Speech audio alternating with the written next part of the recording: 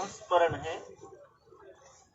महाराज जी का विचार बहुत दिन से बन रहा था। काशी पंचकोशी परिक्रमा का जो मेरे मन में भी आया, महाराज जी का संकल्प है, पूरा करना चाहिए। हम लोग को भी कुछ करना चाहिए प्रयास। दिन रात को मैंने फोन किया, महाराज जी शिवरात्रि से पहले हो जाए तो। पहले महाराज जी की अरुचि थी, बाद में महाराज जी ने स्वयं बोला नहीं करना है, तो तय हुआ। पूज्य मंडेश्वर जी आए, तुलसी पंडित जी आए, और महाराज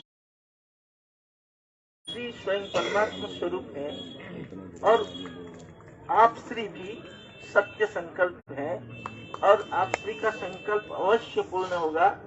हम लोग को केवल प्रयास मात्र करना है। आप देखिएगा होगा और बढ़िया होगा।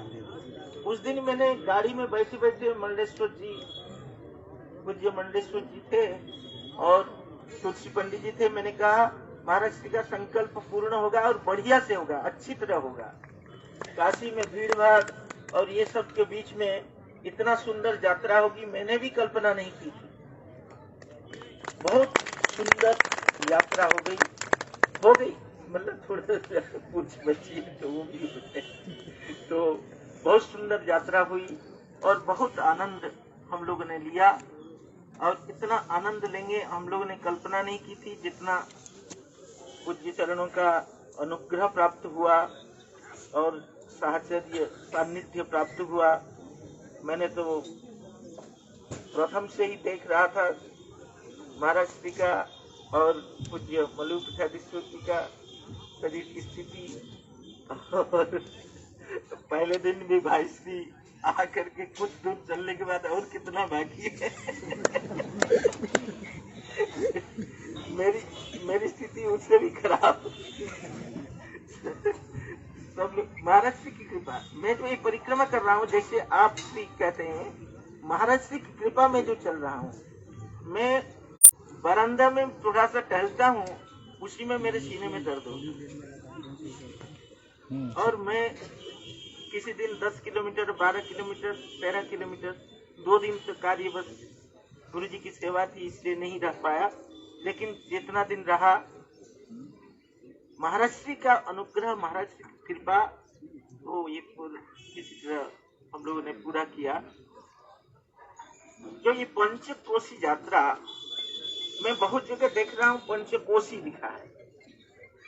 मैं सोचता हूँ पंचकोशी यात्रा कहें, ये कोई भ्रामक यात्रा नहीं होगी या कथन मिथ्या नहीं होगा, क्योंकि पंचकोश की यात्रा सबकी चल रही है।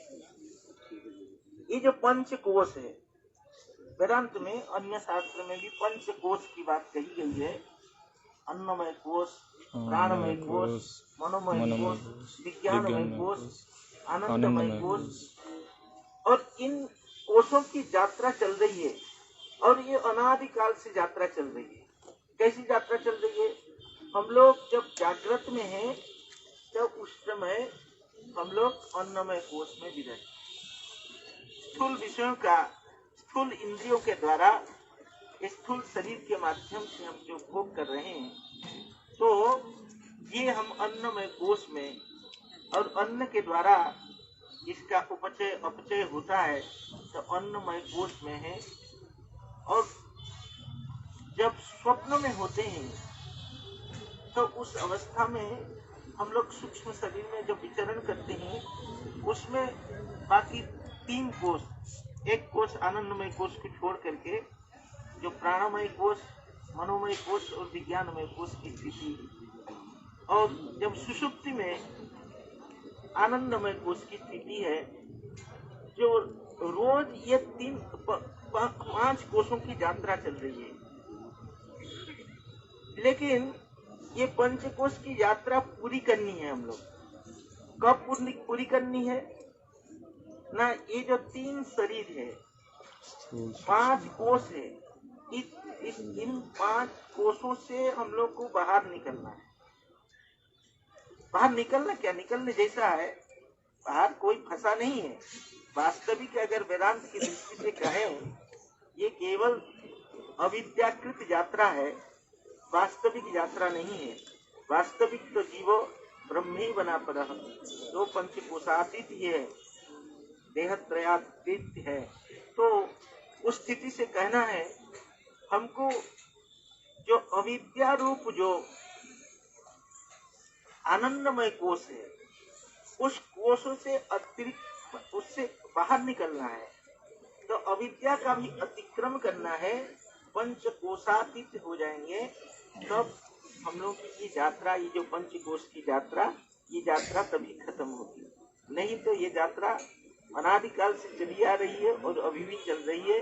और ये यात्रा हम लोग की जो रोज की जो पंचकोश की यात्रा, उस यात्रा को पूर्ण करने की सहायता करेगी।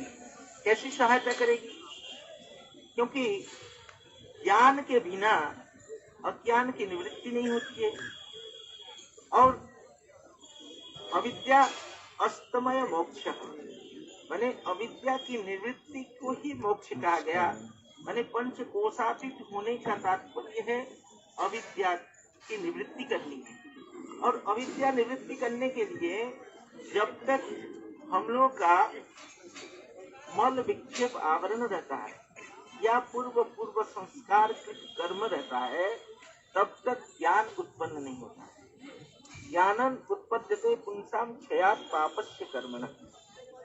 जब कर्म क्षय होगा तभी अंतकरण शुद्ध होता है, और अंतकरण शुद्ध होने पर, चित्त एकाग्र होने पर, तभी जाकर के ज्ञान उत्पन्न होने की योग्यता आती है हम लोग। तो ये जो परिक्रमा है, यानी कानि च पापानि जन्मांतर कानि च, मैं तो जन्मांतर क्या, मैं कहूँगा समस्त पाप, जितना भी पाप है उस क्षय का साधन ये परिक्रमा है, ये कर्म।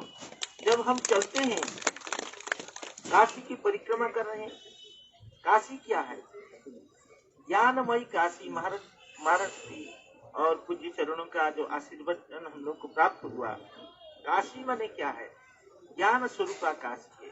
काश्याम ही काशते काशी, काशी सर्व प्रकाशिका, सा काशी विदिता येन प्राप्ता ही काशी।